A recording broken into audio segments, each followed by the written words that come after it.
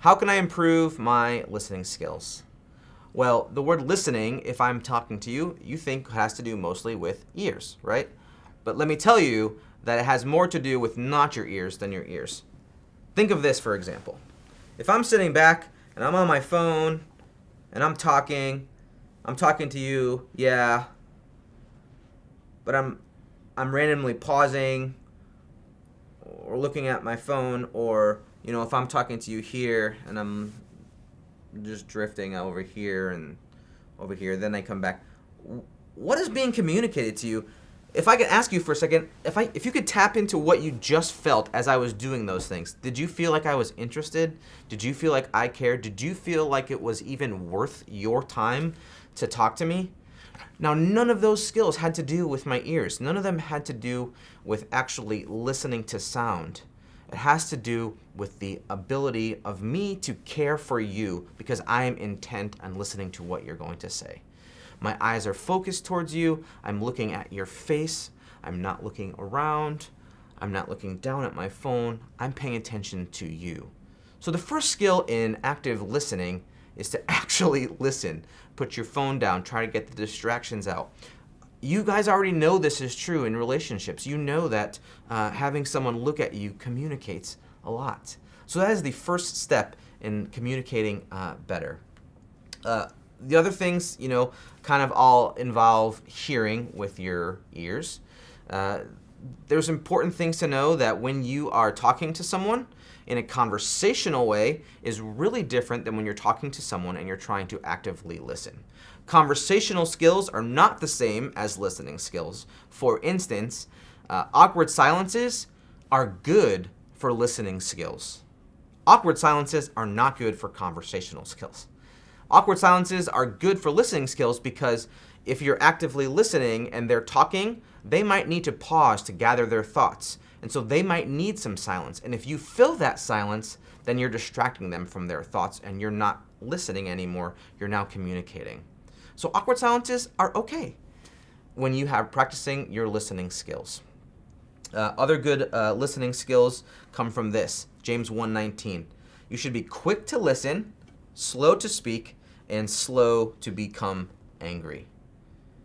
Quick to listen, slow to speak. Do not always respond with questions. Do not always come back with, oh, that reminds me of a story when.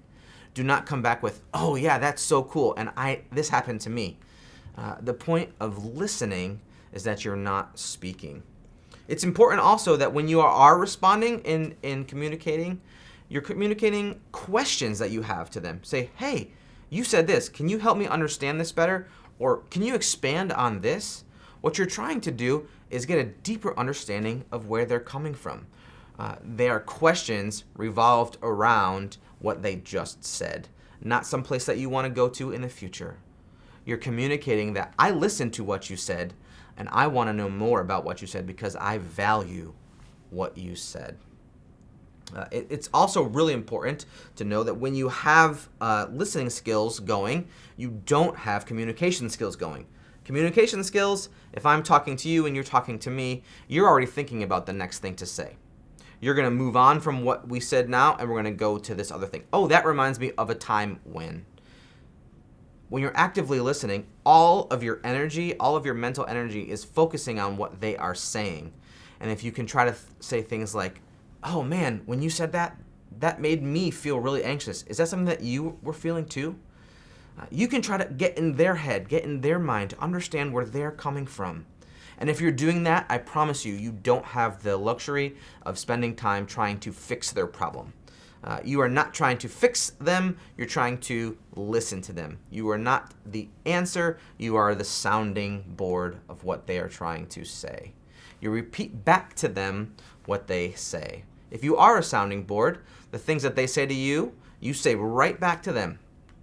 Oh wow, so you just jumped really high and then you fell and you broke your ankle? Oh, that's terrible. Yeah, and then I did this. Oh, and then you did that? Now I promise you, again, this is gonna feel really awkward, just like awkward silences. But they're not even gonna know that you're doing it. It's gonna feel natural to them and they're going to feel listened to and they're going to feel heard, and that is the goal. Now, a lot of these things will not be natural to you. Awkward silences are not natural. Repeating back the words that they say, trying to understand where they're coming from may not be natural to you. Spending your time putting yourself in their shoes instead of thinking of the next thing to say. Holding back your tongue when you have a story and you want to talk about it. These things are not natural. So I would encourage you to try these skills one at a time in a conversation and see how it goes. So if you're in a conversation, focus one time on this one. I'm going to work on awkward silences and just allow their time to be awkward silences. And then next time, it's repeat back their words. This time I'm going to repeat back their words. And you practice those over and over one at a time, and then you combine them together. And that is how you improve your listening skills.